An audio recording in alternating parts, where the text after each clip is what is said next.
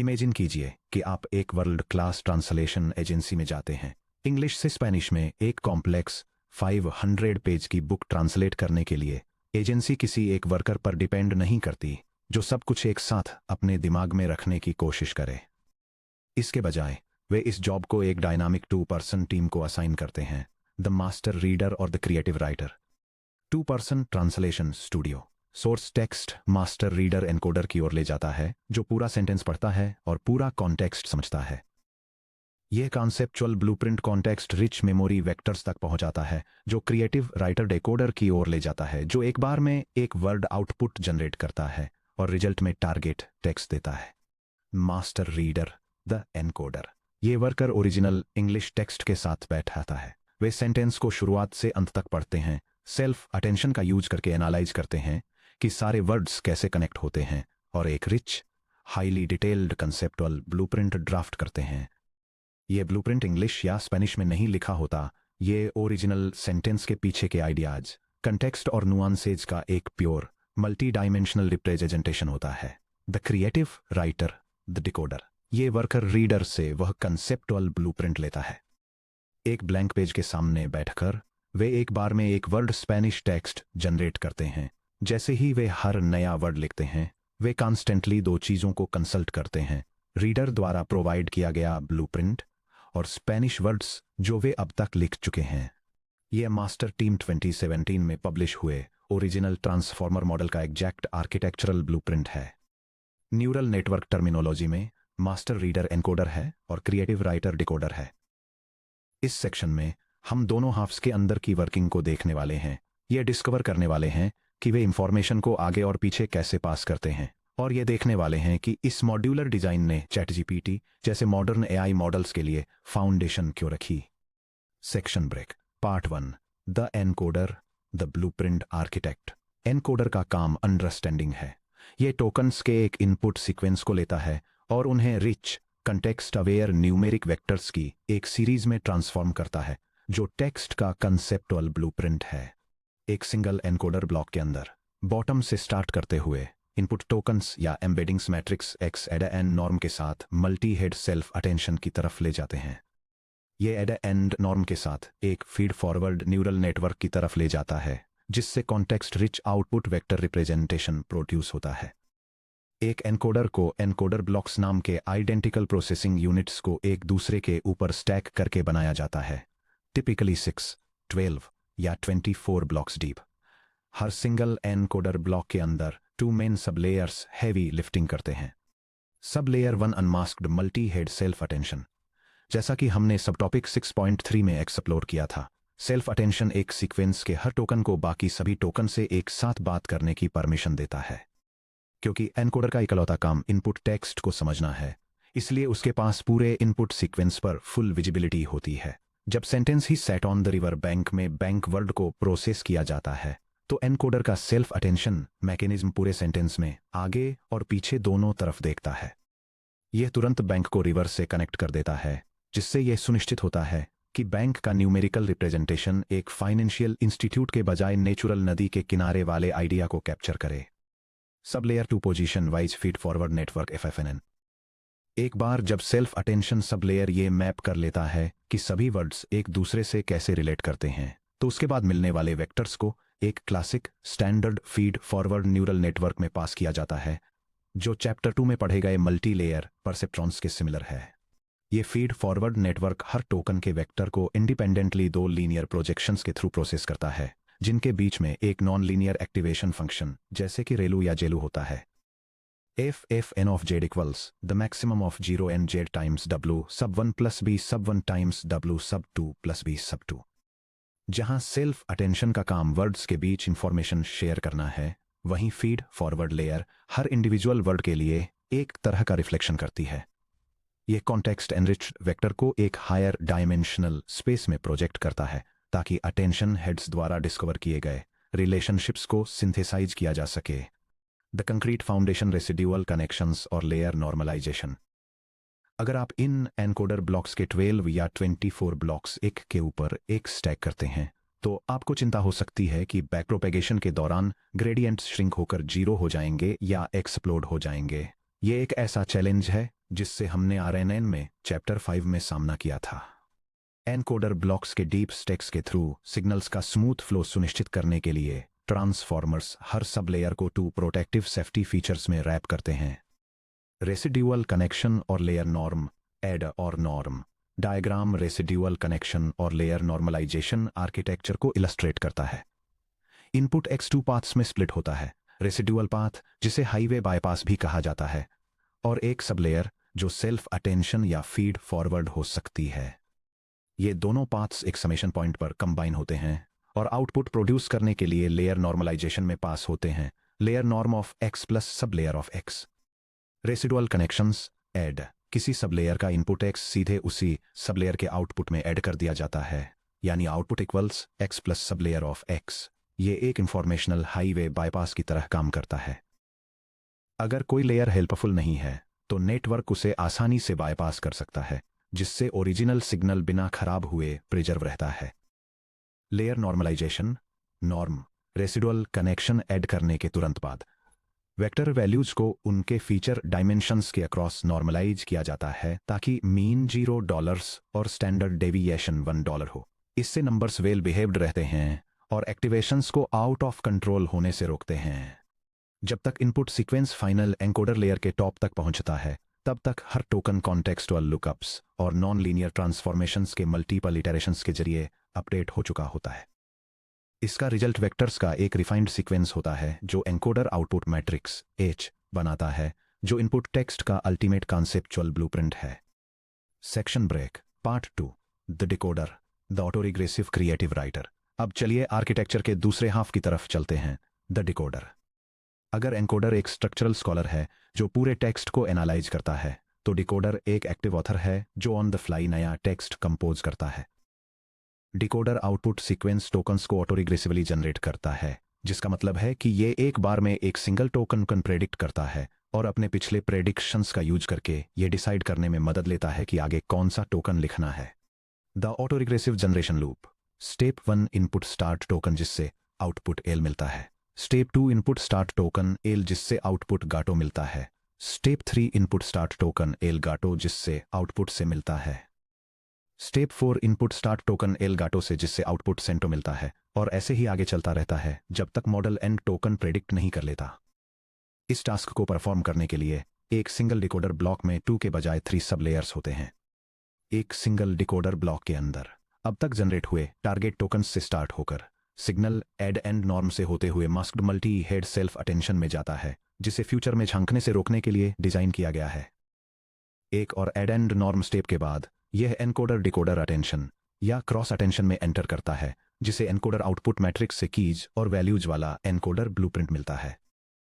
एक और add and norm के बाद यह आउटपुट वेक्टर प्रोड्यूस करने के लिए फीड फॉरवर्ड न्यूरल नेटवर्क से गुजरता है, जिसे अगली लेयर या हेड में भेज दिया जाता है।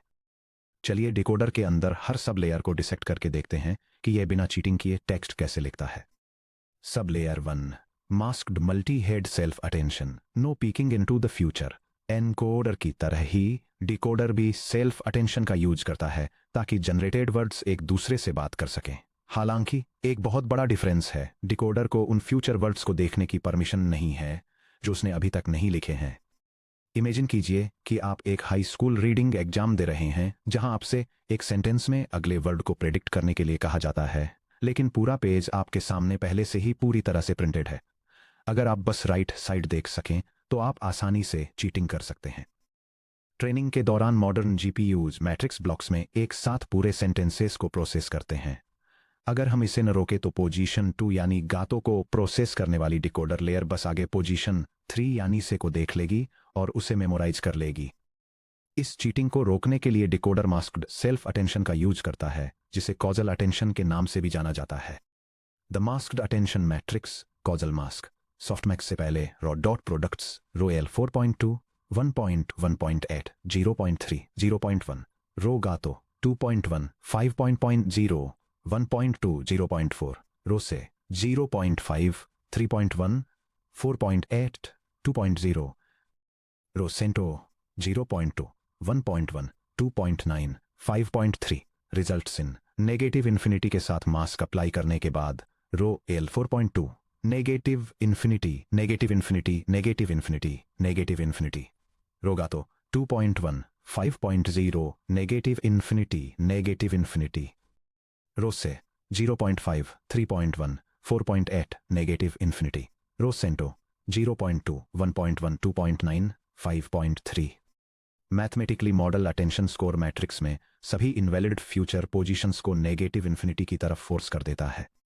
जब सॉफ्टमैक्स फंक्शन, जिसे हमने सेक्शन 2.5 में स्टडी किया था, हर रो पर अप्लाई किया जाता है तो e to the power of negative infinity exactly 0 बन जाता है। Softmax of negative infinity equals 0।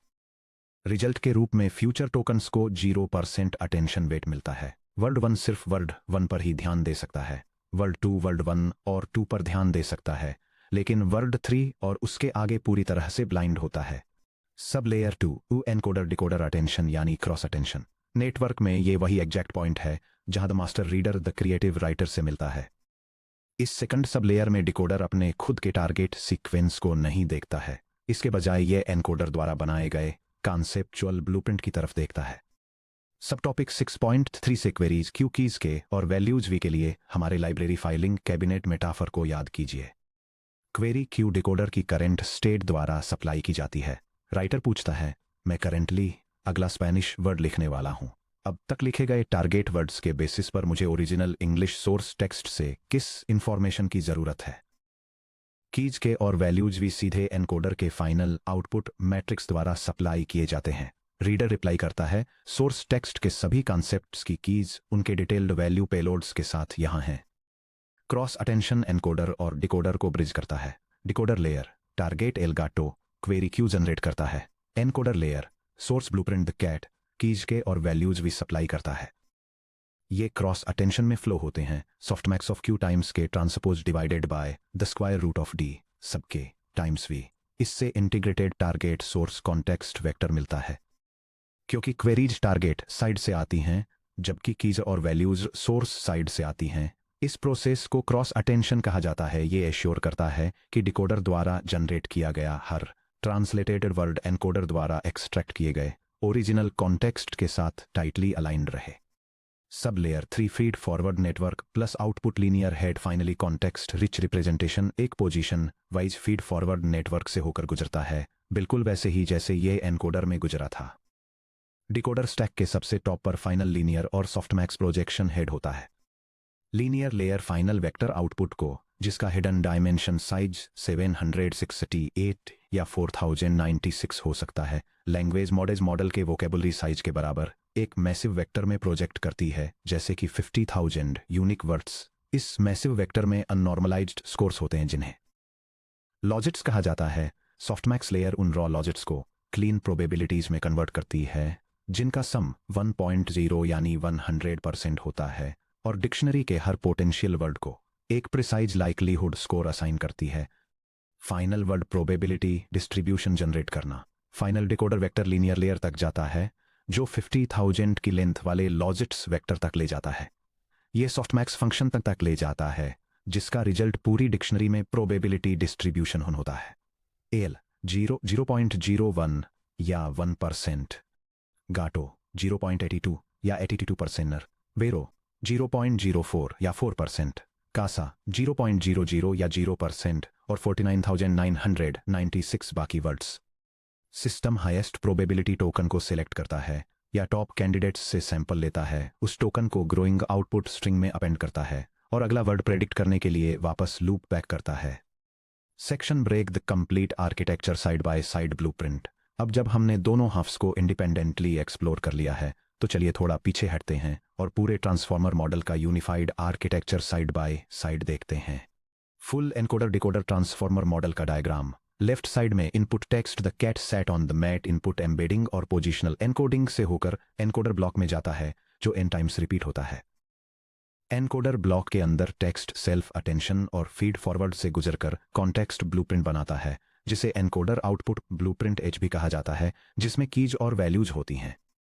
Right side में टारगेट टेक्स्ट एल्गातो से सेंटो आउटपुट एम्बेडिंग और पोजिशनल एनकोडिंग से होकर डिकोडर ब्लॉक में जाता है जो भी n टाइम्स रिपीट होता है। डिकोडर ब्लॉक के अंदर text masked self attention encoder output blueprint receive करने वाले क्रॉस अटेंशन और फीड फॉरवर्ड से होकर गुजरता है।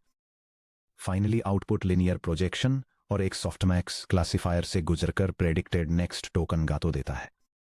Section break the 3 flavours of transformer architectures. जब वासवानी एट अल ने 2017 में ट्रांसफॉर्मर इंट्रोड्यूस किया था तो उन्होंने मशीन ट्रांसलेशन के लिए फुल एनकोडर डिकोडर सेटअप का यूज किया था। हालांकि एआई रिसर्चर्स को जल्दी ही समझ आ गया कि उन्हें हर टास्क के लिए हमेशा दोनों हाफ्स की जरूरत नहीं होती। आप इन ब्लॉक्स को किस तरह असेंबल करते हैं, इसके बेसिस पर आप ट्रांसफॉर्मर आर्किटेक्चर्स के 3 डिस्टिंक्ट फ्लेवर्स बना सकते हैं। ट्रांसफॉर्मर आर्किटेक्चर्स की 3 families. Architecture setup, primary focus, famous examples. Encoder decoder, full model. Sequence to sequence translation और summarization. Original transformer T5 part. Encoder only, bidirectional, deep text understanding और classification. BERT, RoBERTa, sentence transformers. Decoder only, causal या masked, autoregressive text generation और conversation. GPT 3.5, GPT-4, Llama, Claude, Gemini. Encoder decoder models, the translators. ये कैसे काम करते हैं? ये दोनों स्टैक्स का इस्तेमाल करता है। एनकोडर इनपुट सीक्वेंस को प्रोसेस करता है और डिकोडर नया आउटपुट सीक्वेंस जनरेट करता है। सबसे बेस्ट इनके लिए ऐसे टास्क्स जहां इनपुट और आउटपुट टेक्स्ट के अलग अलग सीक्वेंस हों, जैसे language translation, English to French, या text summarisation, long article to short bullet points. Encoder only models, the analysers. ये कैसे काम करते हैं? यह डिकोडर को पूरी तरह से हटा देता है। यह टेक्स्ट को एक एनकोडर के थ्रू पास करता है जहां सेल्फ अटेंशन अनमास्क्ड होता है, जिससे हर टोकन पूरे इनपुट सीक्वेंस में लेफ्ट और राइट दोनों तरफ देख सकता है। सबसे बेस्ट इनके लिए ऐसे टास्क्स जिनमें फिक्स्ड टेक्स्ट की गहरी समझ की जरूरत होती है, जैसे sentiment classification, spam detection, name detection, named entity recognition, या सेंटेंसेस को वेक्टर सर्च एम्बिंग्स में कन्वर्ट करना। Famous example, BERT, bidirectional encoder representations from transformers. Decoder only models, the generators. ये कैसे काम करते हैं? यह एनकोडर को पूरी तरह से हटा देता है। इनपुट प्रॉम्प्ट और जनरेटेड रिस्पॉन्स को एक सिंगल कंटिन्यूअस टेक्स्ट स्ट्रीम की तरह ट्रीट किया जाता है, जो कॉजल मास्क्ड डिकोडर ब्लॉक्स के स्टैक से होकर गुजरता है। सबसे बेस्ट इनके लिए open ended text generation, creative writing, code generation और conversational chatbots. Famous examples, the GPT series, generative pre trained transformer, Llama और क्लॉड। जब आप ChatGPT में कोई प्रॉम्प्ट टाइप करते हैं तो आप डायरेक्टली एक डिकोडर ओनली ट्रांसफॉर्मर के साथ इंटरेक्ट कर रहे होते हैं। ये आपके प्रॉम्प्ट को प्रीफिक्स सीक्वेंस की तरह रीड करता है और अपनी कॉजल अटेंशन मास्किंग का यूज करके एक एक करके अगला टोकन प्रेडिक्ट करना शुरू करता है। सेक्शन ब्रेक, स्टूडेंट को दिलासा देना। ये अभी भी बस मैट्रिसेस के कन्वेयर बेल्ट्स ही हैं। अगर multi head self attention, residual connections, layer normalisation और ऑटो रिग्रेसिव डिकोडिंग जैसे टर्म्स से आपका सिर घूम रहा है तो एक गहरी सांस लीजिए। चलिए इसे उस मेंटल मॉडल से फिर से कनेक्ट करते हैं जो हमने चैप्टर 4 में कन्वोल्यूशनल न्यूरल नेटवर्क्स CNN पढ़ते समय बनाया था। क्या आपको सब टॉपिक 4.5 से फैक्ट्री कन्वेयर बेल्ट याद है? एक CNN में एक इमेज कन्वेयर बेल्ट पर आगे बढ़ती है और फीचर एक्सट्रैक्शंस स्टेशंस जैसे कन्वोल्यूशनल फिल्टर्स, पूलिंग और रीलू एक्टिवेशन से गुजरती है जब तक कि यह फाइनल डिसीजन हेड तक नहीं पहुंच जाती। The conveyor belt pipeline analogy, CNN pipeline, chapter 4। Raw pixels conv filter की तरफ ले जाते हैं, जो पूलिंग की तरफ ले जाता है, जो डेंस लेयर की तरफ ले जाता है, जो क्लास आउटपुट की तरफ ले जाता है। Transformer pipeline, chapter 6। Raw words embeddings की तरफ ले जाते हैं, जो सेल्फ अटेंशन की तरफ ले जाते हैं, जो फीड फॉरवर्ड की तरफ ले जाते हैं, जो नेक्स्ट वर्ड की तरफ ले जाते हैं। एन लेयर्स के थ्रू रिपीट होता है। एक ट्रांसफॉर्मर भी बिल्कुल वही कॉन्सेप्ट है, बस इसे अलग मॉड्यूलर असेंबली टूल्स के साथ बनाया गया है। इमेजेस पर 3x3 पिक्सेल फिल्टर्स को स्लाइड करने के बजाय एक ट्रांसफॉर्मर टेक्स्ट के सीक्वेंसेस पर मैथमेटिकल अटेंशन लेंसेस स्लाइड करता है। यह न्यूमेरिकल इनपुट वेक्टर्स लेता है, उन्हें weight matrices WQ, WK, WV, W1, W2 से मल्टीप्लाई करता है, नंबर्स को नॉर्मलाइज करता है ताकि वे बहुत बड़े न हो जाएं, non linear activation functions apply करता है और सॉफ्टमैक्स के जरिए प्रोबेबिलिटी स्कोर्स आउटपुट करता है। इस सारी सोफिस्टिकेटेड टर्मिनोलॉजी के पीछे ये अभी भी मैट्रिक्स ऑपरेशंस की एक कंटिन्यूअस ट्रेनेबल चेन ही है जिससे होकर डेटा फ्लो होता है। Section break summary the translator's blueprint checklist. चलिए ट्रांसफॉर्मर आर्किटेक्ट के हमारे टूर से मेन टेकअवेज को रिव्यू करते हैं। एनकोडर द रीडर पूरे इनपुट टेक्स्ट को अनमास्क्ड सेल्फ अटेंशन का यूज करके पैरेलल में पढ़ता है। इसका गोल पूरे सोर्स टेक्स्ट का एक कॉन्टेक्स्ट रिच न्यूमेरिक ब्लूप्रिंट बनाना है। Decoder the writer target tokens को autoregressively one at a time generate करता है। ये मास्क्ड सेल्फ अटेंशन पर डिपेंड करता है ताकि ये फ्यूचर टोकन्स को न देख सके।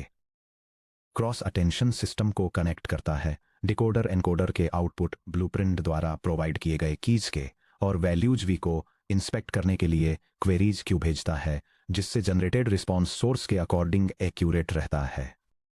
Safety net infrastructure residual skip connections add और लेयर नॉर्मलाइजेशन। नॉर्म हर सब लेयर के चारों ओर रैप होते हैं ताकि दर्जनों स्टैक्ड लेयर्स में ग्रेडियंट सिग्नल स्टेबल रहें।